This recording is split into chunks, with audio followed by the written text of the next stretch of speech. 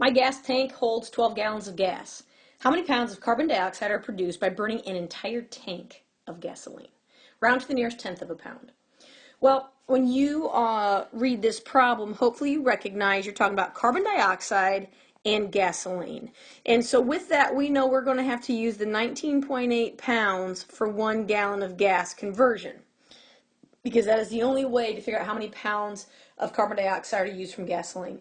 Now, this is actually a pretty straightforward problem because you're only talking about you have 12 gallons of gas. Well, just like with all of our conversions, we want to just start with what we're given. We are given 12 gallons of gas.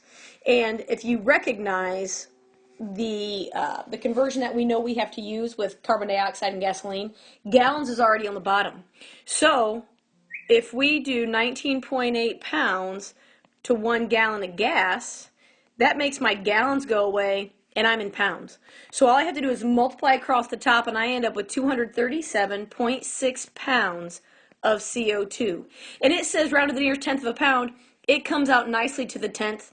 So I'm finished.